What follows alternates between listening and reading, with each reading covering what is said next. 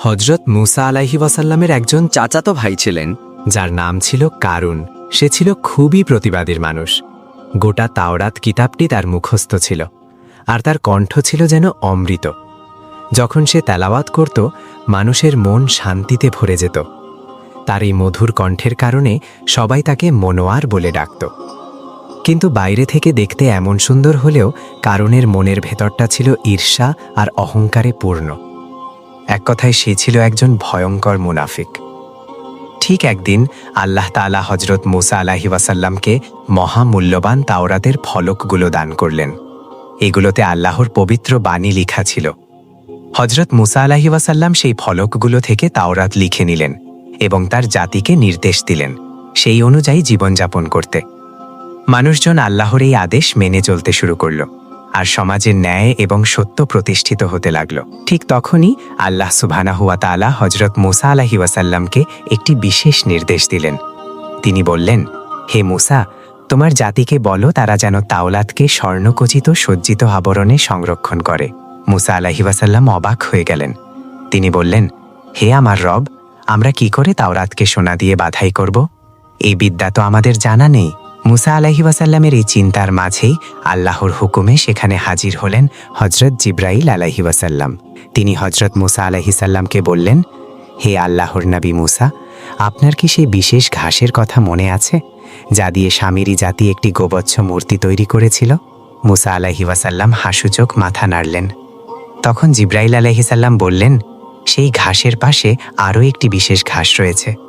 এই 3 ধরনের ঘাস যদি একসঙ্গে করে তামার উপর রাখা হয়, তাহলে আল্লাহর কুদরতে তা সোনা হয়ে যাবে, আর যদি পিতলের উপর রাখা হয় তবে তা রূপা হয়ে যাবে। এই কথা শুনে হজরত মুসা আলাইহিস সাল্লাম আনন্দে উৎফুল্ল হয়ে উঠলেন। তিনি সঙ্গে সঙ্গে মনস্থির করলেন যে দ্রুতই এই 3টি বিশেষ ঘাস সংগ্রহ করতে হবে। তিনি এই কাজের জন্য তার 3 জন সবচেয়ে বিশ্বাসী সঙ্গীকে দায়িত্ব দিলেন, ইউশা, কালুত এবং কারুন। তিনি তাদের প্রত্যেককে আলাদা আলাদা চিরকুট লিখে দিলেন, যাতে তারা প্রত্যেকে নির্দিষ্ট এক প্রকার ঘাস খুঁজে আনতে পারে। কিন্তু কারুন ছিল খুবই চালাক। সে শুধু নিজের চিরকুটে কি লেখা আছে তা দেখেই থেমে থাকল না। সে কৌশলে ইউশা আর কালুতের চিরকুটে কি লেখা আছে তাও জেনে নিল। এভাবে কারুন ইউশা এবং কালুতের চিরকুটের বিষয়বস্তু জেনে গেল এবং বুঝতে পারল যে এই 3 ধরনের বিশেষ ঘাস একত্রিত করে যদি ধাতুর উপর রাখা হয়, তবে তা সোনা এবং রূপায় পরিণত হবে। এই গুপ্তবিদ্যার রহস্য এখন কেবলমাত্র তার হাতেই। তাই কারুন আর দেরি না করে গোপনে সেই 3 ধরনের ঘাস সংগ্রহ করতে শুরু করল। এরপর সে পরীক্ষামূলকভাবে একটি তামার টুকরোর উপর ঘাসগুলো রাখল। আর কি আশ্চর্য, সঙ্গে সঙ্গে সেটা খাঁটি সোনায় পরিণত হয়ে গেল। এরপর সে একটি পিতলের ওপর ঘাসগুলি রাখল, যা মুহূর্তের মধ্যেই রূপায় পরিণত হল। আর এভাবে কারুন সোনা তৈরি করার অলৌকিক বিদ্যা আয়ত্ত করে ফেলল, যা তার জন্য সীমাহীন ধন সম্পদের এক নতুন উৎস খুলে দিল।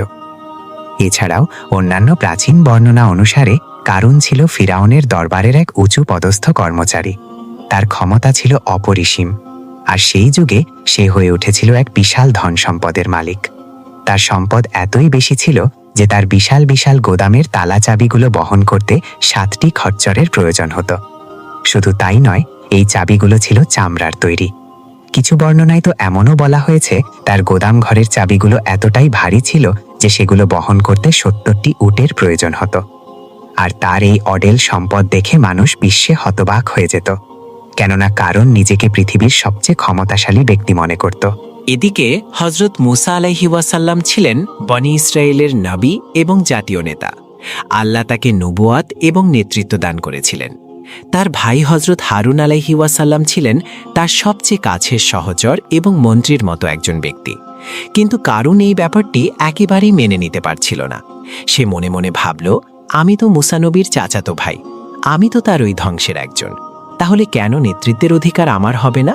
কেন মুসা নবী হবে আর আমি কেন হব না? তার হৃদয়ে ঈর্ষার আগুন জ্বলতে থাকল। সে নিজেকে হজরত মুসা আলাইহি ওয়াসাল্লামের সমকক্ষ, এমনকি কখনো কখনো তার চেয়েও বড় ভাবতে শুরু করল। এই ক্ষোভ নিয়ে একদিন সে হজরত মুসা আলাইহি ওয়াসাল্লামের কাছে গিয়ে বলল, হে মুসা, আমি তো তোমারই আত্মীয়, তাহলে কেন তুমি আর তোমার ভাই হারুনের শুধু নেতৃত্ব দেবে? কেন আমি নই? বনি ইসরায়েলের ওপর আমারও তো কর্তৃত্বের অধিকার রয়েছে। হজরত মুসা আলাইহি ওয়াসাল্লাম শান্ত কণ্ঠে উত্তর দিলেন, আহা কারুন, এটা তো আমার ইচ্ছায় হয়নি। সর্বভৌম ক্ষমতার মালিক একমাত্র আল্লাহ সুবহানাহু ওয়া তাআলা। তিনি যাকে ইচ্ছা নেতৃত্ব দেন আর যাকে ইচ্ছা বঞ্চিত রাখেন। এটা কোনো মানুষের সিদ্ধান্ত নয়, বরং একমাত্র আল্লাহর ফয়সালা। কিন্তু কারণ এই জবাবে একটুও সন্তুষ্ট হল না, বরং তার মনের ভেতরকার ঈর্ষা আরও বেড়ে গেল। সে হজরত মুসা আলাইহিস সালামের প্রতি রাগে জ্বলতে থাকল। কারণ শুধু ধন সম্পদের দিক থেকে নয়, রাজনীতিতেও অত্যন্ত প্রভাবশালী ছিল। সে কেবল মুসা আলাইহি ওয়াসাল্লামের চাচাতো ভাই ছিল, বরং ফেরাউনের দরবারে ছিল এক উঁচু পদস্থ কর্মচারী। এই কারণে ফেরাউন তাকে বনি ইসরায়েলের বিষয়গুলোর দায়িত্বশীল হিসেবে নিযুক্ত করেছিল। কিন্তু কারণ এই ক্ষমতার সুযোগ নিয়ে বনি ইসরায়েলের ওপর ভয়ানক জুলুম আর নির্যাতন শুরু করল। আশ্চর্যজনক ব্যাপার হলো, একসময় সে ছিল খুবই ধার্মিক এবং তাওরাতের বিধান মেনে চলত। কিন্তু যখন সে প্রচণ্ড ধনী হয়ে গেল, তখন তার হৃদয়ে কার্পণ্য বাসা বাঁধল। তার এই অডেল সম্পদ একসময় তার সবচেয়ে বড় অহংকারে পরিণত হলো। সে আল্লাহর দেওয়া বিধান ভুলে গিয়ে হঠাৎ জাকাত দিতে অস্বীকৃতি জানালো। একদিন স্বয়ং হজরত মুসা আলাইহি ওয়াসাল্লাম এবং বনি ইসরায়েলের সাধারণ মানুষ তাকে উপদেশ দিলেন, তুমি আল্লাহর প্রতি কৃতজ্ঞতা প্রকাশ করো এবং জাকাত আর দান সদকা আদায় করো, এতে তোমারই কল্যাণ হবে। কিন্তু কারণ এই কথায় বিন্দুমাত্র নরম হলো না, বরং সে আরও বেশি অহংকার দেখালো। তার উদ্ধত্ত এতটাই বেড়ে গিয়েছিল যে সে বলল, তোমরা কেন আমাকে এসব বলছো? এই সম্পদ কি আল্লাহ আমাকে বিনা পরিশ্রমে দিয়েছে? আমি নিজের বুদ্ধি, মেধা আর কৌশল দিয়ে এই ধন সম্পদ অর্জন করেছি। আমি জানি কিভাবে সম্পদ অর্জন করতে হয়। এটা আমার নিজস্ব অর্জন, এতে অন্য কারো অধিকার নেই। এটা আমার সম্পদ, আমার অর্জন, এবং আমি যেভাবে খুশি সেভাবেই খরচ করব। তার এই দাম্ভিক কথা স্পষ্ট হয়ে গেল যে সে আল্লাহর দেওয়া অনুগ্রহ ও নিয়ামতকে সম্পূর্ণভাবে অস্বীকার করছে, এত সম্পদ থাকার পরেও। কারণ ধন সম্পদের প্রতি এতটাই কৃপণ ছিল যে সে গরিবদের কোনো সাহায্যই করত না, উল্টো তাদের তুচ্ছতাচ্ছিল্য করত। একদিন কিছু গরিব অসহায় মানুষ কারণের কাছে গিয়ে বলল, হে কারণ, আমাদের একটু সাহায্য করো, আমাদের প্রতি একটু দয়া করো।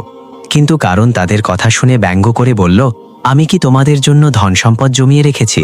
আমি পরিশ্রম করে সম্পদ অর্জন করেছি, তোমরাও গিয়ে পরিশ্রম করো, তোমাদের দারিদ্র্য আমার সমস্যা নয়।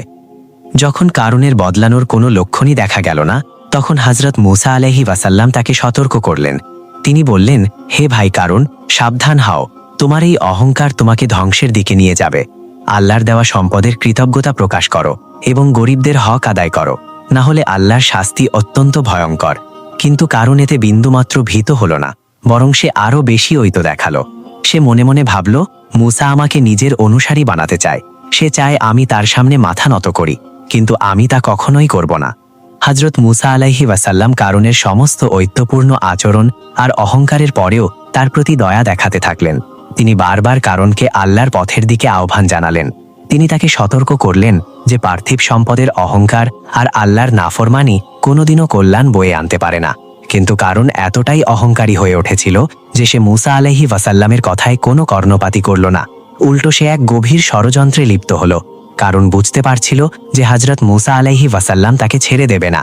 তাই সে এমন এক পরিকল্পনা করল যাতে মুসা আলাইহি ওয়াসাল্লামকে লোক সমাজে ছোট করা যায়। সে তার সম্পদ আর অনুসারীদের শক্তি প্রদর্শন করে হযরত মুসা আলাইহি ওয়াসাল্লামকে ভয় দেখানোর চেষ্টা করল। একদিন হযরত মুসা আলাইহি সালাম বনি ইসরায়েলের একটি বিশাল সমাবেশে আল্লাহর বিধান প্রচার করছিলেন। মানুষ মনোযোগ দিয়ে তার বাণী শুনছিল। ঠিক সেই সময় কারণ তার একদল চাকর চাকরা, অনুগত লোক আর সেবকদেরকে নিয়ে হীরামানিক খচিত অলঙ্কারে সেজেগুজে জনসমাবেশের পাশ দিয়ে পথ অতিক্রম করতে লাগল। তার আশেপাশে সেবকদের গায়ে ছিল দামি রেশমের পোশাক, হাতে ছিল মূল্যবান স্বর্ণখচিত লাঠি। তাদের চলাফেরা ছিল অহংকার আর গর্বের প্রকাশ। আর কারণ নিজেও পরেছিল এক অমূল্য রত্নখচিত পোশাক, যার জলস দেখে সাধারণ মানুষ মুগ্ধ হয়ে তাকিয়ে রইল। কারণ আর তার অনুদের উদ্দেশ্য ছিল একটাই, হযরত মুসা আলাইহি ওয়াসাল্লামকে বুঝিয়ে দেওয়া যে তুমি যেমন একজন নেতা, আমিও তেমন একজন প্রভাবশালী নেতা। আমার ধন সম্পদ, আমার অনুসারী, আমার প্রতিপত্তি তোমার চেয়ে কোনো অংশেই কম নয়, বরং আমি তোমার চেয়ে শ্রেষ্ঠ। কারণ যখন তার বিশাল ধন সম্পদের অহংকার নিয়ে মানুষের সামনে হাজির হলো, তখন দুনিয়ার প্রতি আসক্ত আর ভোগবিলাসী লোকেরা দীর্ঘশ্বাস ফেলল। তারা বলল, যদি আমাদেরও এমন ধন সম্পদ থাকত, যদি আমরাও কারুনের মতো ভাগ্যবান হতাম, সে তো সত্যি সৌভাগ্যবান। কারুনের বিলাসী জীবন দেখে অনেকেই ঈর্ষায় জ্বলে উঠত। তাদের মনে হলো পার্থিব সুখই সবচেয়ে বড় পাওয়া। কিন্তু বনি ইসরায়েলের জ্ঞানী আর ধার্মিক লোকেরা এমন মনোভাব দেখে বিস্মিত হলেন। তারা জানতেন দুনিয়া ক্ষণস্থায়ী এবং আল্লাহর সন্তুষ্টি প্রকৃত সৌভাগ্য। দুনিয়ার লোভী লোকেদের বিষয়ে আল্লাহ বলেন, সর্বনাশ, তোমরা একই বলছ। প্রকৃতপক্ষে আল্লাহর দরবারে সৎকর্মশালীদের জন্য রাখা পুরস্কারই সর্বোত্তম। সত্যিকারের ধন সম্পদ সেটাই যা আল্লাহর পথে ব্যয় করা হয়, আর সেই পুরস্কার কেবল তাদের জন্যই সংরক্ষিত যারা আল্লাহর প্রতি ঈমান এনেছে এবং ধৈর্যশীলভাবে নেক আমল করেছে। এই জ্ঞানী লোকেরা স্পষ্ট করে বললেন, পার্থিব ধন সম্পদের বিলাসিতায় কোনো সফলতা নেই, বরং আল্লাহর অনুগত্য আর নেক আমলই প্রকৃত সফলতা। হজরত মুসা আলাইহি ওয়াসাল্লাম বারবার কারুনকে আল্লাহর পথে ডাকছিলেন। তিনি ধনীদের দায়িত্বের কথা স্মরণ করিয়ে দিচ্ছিলেন। তোমাদের সম্পদের মাঝে গরিব দুঃখীদের অধিকার রয়েছে, জাকাত আদায় করো, আল্লাহর রহমত পাবে। কিন্তু কারুনের অন্তরে বিন্দুমাত্র অনুশোচনা ছিল না, বরং সে ক্রমশই মুসা আলাইহি ওয়াসাল্লামকে নিজের শত্রু মনে করতে লাগল। সে ভাবল, হজরত মুসা আলাইহি ওয়াসাল্লাম যদি না থাকতো আমি নিশ্চিন্তে ধন সম্পদ ভোগ করতে পারতাম, কিন্তু এখন তো সে আমার প্রতিদ্বন্দ্বী হয়ে উঠেছে। এইসব চিন্তা করতে করতে একদিন কারুন এক ভয়ঙ্কর ষড়যন্ত্র করল। সে ঠিক করল হজরত মুসা আলাইহি ওয়াসাল্লামকে এমনভাবে অপমান করতে হবে যাতে গোটা বনি ইসরায়েলের সামনে তার সম্মান নষ্ট হয়ে যায়। অতঃপর কারুন এক লোভী ও চরিত্রহীন নারীর কাছে গোপনে গিয়ে বলল, তুমি যদি মুসা আলাইহি ওয়াসাল্লামকে প্রকাশ্যে অপমান করো তবে আমি তোমাকে বিপুল ধন সম্পদ দেব। সেই নারী বলল, আমাকে কি করতে হবে? কারুন বলল, যখন হজরত মুসা আলাইহি ওয়াসাল্লাম জনসম্মুখে ওয়াজ করবেন তখন তুমি উঠে বলবে, হজরত মুসা আলাইহি ওয়াসাল্লাম আমার সঙ্গে ব্যভিচার করেছে। নারী প্রথমে হতভম্ব হয়ে গেল। সে বলল, হজরত মুসা আলাইহি ওয়াসাল্লাম আল্লাহর একজন নবী, আমি কিভাবে এমন কথা বলতে পারি? না, আমি তা কখনোই করব না। তখন কারুন তার হাতে এক মুঠো স্বর্ণের মোহর রাখল, আর তা দেখে সেই নারীর লোভ বেড়ে গেল। তখন সে রাজি হয়ে বলল, ঠিক আছে, আমি তাই বলবো। এরপর এক অভিশপ্ত দিনে কারুন তার চক্রান্ত বাস্তবায়ন করল। একদিন হজরত মুসা আলাইহিস সালাম বনি ইসরায়েলদের এক বিশাল সমাবেশে ওয়াজ করছিলেন। মানুষ তার কথা গভীর মনোযোগ দিয়ে শুনছিল। তিনি বলছিলেন, হে বনি ইসরায়েল, আল্লাহ আমাদের হালাল আর হারামের বিধান দিয়েছেন। যারা জাকাত দেবে না তারা আল্লাহর আযাবে ধরা পড়বে। যারা ব্যভিচারে লিপ্ত হবে তাদের শাস্তি হলো পাথর মেরে মৃত্যুদণ্ড দেওয়া। সমস্ত লোক নিস্তব্ধ হয়ে মুসা আলাইহি ওয়াসাল্লামের সেই সব কথা শুনছিল। ঠিক সেই মুহূর্তে কারুন একদল অনুসারী নিয়ে মজলিসে প্রবেশ করল। তার পাশে সেই নারীও দাঁড়িয়েছিল। তার দায়িত্ব ছিল হজরত মুসা আলাইহি ওয়াসাল্লামের বিরুদ্ধে মিথ্যা অভিযোগ তোলা। হজরত মুসা আলাইহি ওয়াসাল্লামের সেই বাক্যগুলো শুনে কারুন তার মুখে বিদ্রূপের এক হাসি নিয়ে বলল, হে মুসা, তুমি তো আমাদের সবাইকে ব্যভিচারের শাস্তির কথা শোনালে। এবার যদি জানা যায় তুমি নিজেই এই অপরাধ করেছ, তাহলে তোমার শাস্তি কি হওয়া উচিত? হজরত মুসা আলাইহি ওয়াসাল্লাম দৃঢ়ভাবে বললেন, তাহলে আমাকেও সেই একই শাস্তি ভোগ করতে হবে। কারণ এবার তলোয়ারের মতো ধারালো কণ্ঠে বলল, তাহলে শোনো হে মুসা, তুমি নিজেই ব্যভিচারে লিপ্ত হয়েছ, এর প্রমাণও আছে। একথা শুনে সমবেত জনতা হতবম্ব হয়ে গেল। চারপাশে গুঞ্জন শুরু হলো। একজন আরেকজনকে বলতে লাগলো, এটা কি সত্য? এত বড় অন্যায় যদি নবীর দ্বারা হয় তাহলে আমরা কার আদেশ মানব? হজরত মুসা আলাইহি ওয়াসাল্লাম কিছুক্ষণ চুপ থাকলেন। তারপর তিনি ধীরে ধীরে সেই নারীর দিকে তাকালেন। তার দৃষ্টিতে কোনো রাগ ছিল না, বরং ছিল করুণা আর দয়া। তিনি কোমল কণ্ঠে বললেন, হে নারী, আমি আল্লাহর নবী। আমি তোমাকে আল্লাহর নামে কসম দিয়ে বলছি, সত্য বলো, আমি কি সত্যি এই অপরাধ করেছি?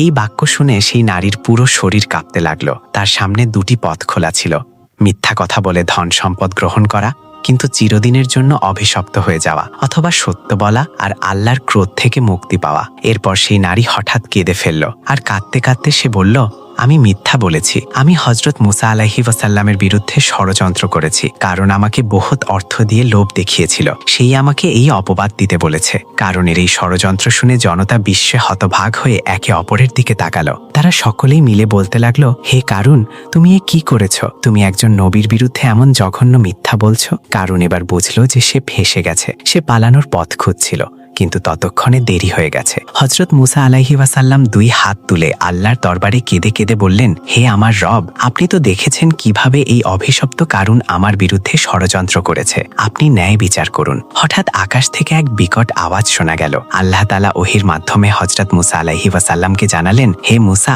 আমি জমিনকে তোমার অধীনে দিলাম, যা ইচ্ছা তুমি করো। এরপর হজরত মুসা আলাইহি ওয়াসাল্লামের কণ্ঠ বজ্রের মতো গভীর হয়ে উঠল। তিনি চিৎকার করে কারুনের দিকে তাকিয়ে বললেন, হে কারুন, তুমি মিথ্যা বলো না, মিথ্যা অপবাদ দিও না, তুমি এখনো তওবা করতে পারো। কিন্তু কারুনের অহংকার এতটাই প্রবল ছিল যে সে নত হলো না, বরং সে বলল, আমি যা করেছি ঠিকই করেছি, আমি তোমার শাসন মানি না। হযরত মুসা আলাইহি ওয়াসাল্লাম কারুনের ষড়যন্ত্র আর মিথ্যা অপবাদ প্রতিহত করে আল্লাহর ন্যায় বিচারের জন্য প্রার্থনা করলেন। তখনই তিনি বুঝতে পারলেন এবার সময় এসেছে এই জালিমের উপযুক্ত শাস্তি পাওয়ার। কারণ তখনও তার অহংকারে অটল ছিল।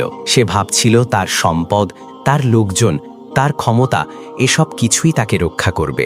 কিন্তু আল্লাহর সিদ্ধান্ত এবার এসে গেছে। কোনো শক্তি তাকে ফেরাতে পারবে না, কোনো শক্তি তাকে বাঁচাতে পারবে না। হযরত মুসা আলাইহি ওয়াসাল্লাম এবার আকাশের দিকে তাকিয়ে 2 হাত তুললেন। তার মুখমণ্ডলে তখন এক প্রবল গম্ভীরতা, চোখে ক্রোধের আগুন। তিনি দৃঢ় কণ্ঠে ঘোষণা করলেন, হে জামিন, আল্লাহর আদেশে কারুনকে গ্রাস করো। মুহূর্তেই এক বিস্ময়কর দৃশ্য ঘটে গেল। মাটির গভীর থেকে এক বিকট গর্জন উঠল। সমস্ত পৃথিবী যেন কাঁপতে শুরু করল। মানুষ আতঙ্কিত হয়ে এদিক ওদিকে ছুটতে লাগল। হঠাৎ জামিন ফেটে গেল আর কারুন সহ তার সঙ্গীদের পা মাটির ভেতরে ঢুকে যেতে লাগল। প্রথমে তাদেরকে গোড়ালি পর্যন্ত জামিন গ্রাস করল। কারণ প্রথমে কিছুটা ভয় পেলেও তখনও সে পুরোপুরি বুঝতে পারেনি কি ঘটতে যাচ্ছে। সে মুসা আলাইহি ওয়াসাল্লামের দিকে মিনতি করে চিৎকার করে বলতে লাগল, হে মুসা, আমি ভুল করেছি, এবার আমি আর কখনোই এমন কিছু করব না। আমাকে মাফ করে দাও, আমি প্রতিজ্ঞা করছি আর কখনোই তোমার বিরোধিতা করব না। কিন্তু হযরত মুসা আলাইহি ওয়াসাল্লাম জানতেন কারুনের এই অনুতাপ শুধু ভয় থেকে আসা, সত্যিকারের অনুশোচনা নয়। তিনি মাটির দিকে তাকিয়ে আবারও বললেন, হে জামিন, আরও এগিয়ে যাও, হাঁটু পর্যন্ত গ্রাস করো। জামিন সঙ্গে সঙ্গে কারুন আর তার সঙ্গী সাথীদের হাঁটু পর্যন্ত টেনে নিল। কারুন এবার আরও আতঙ্কিত হয়ে পড়ল। সে বুঝতে পারল সে সত্যিই ধ্বংস হয়ে যাচ্ছে। এবার সে আরও জোরে কান্নাকাটি করে চিৎকার করে বলতে লাগল, হে মুসা, আমাকে বাঁচাও, আমি ভুল করেছি, আমি আর কখনোই তোমার সঙ্গে শত্রুতা করব না, আমি সত্যিই তোমার অনুগত্য করব। কিন্তু হযরত মুসা আলাইহি ওয়াসাল্লামের দৃষ্টিতে কার জন্য কোনো ক্ষমা ছিল না। কারণ তিনি জানতেন কারণ এখনও তার অহংকার থেকে মুক্ত হয়নি। তিনি আরও কঠোর কণ্ঠে বললেন, হে জামিন, ওকে কোমর পর্যন্ত গ্রাস করো। মুহূর্তের মধ্যেই কারুনের শরীর কোমর পর্যন্ত জামিনের ভেতরে চলে গেল। কারণ এবার সত্যিই ভয় পেয়ে গেল। সে কাঁদতে কাঁদতে বলতে লাগল, হে মুসা, তুমি কি আমাকে এভাবেই ধ্বংস করে দেবে? তুমি কি আমার সমস্ত অনুতাপ অগ্রাহ্য করবে? তুমি কি আমাকে একটুও দয়া করবে না? এবার হযরত হারুন আলাইহি ওয়াসাল্লাম বিচলিত হয়ে উঠলেন।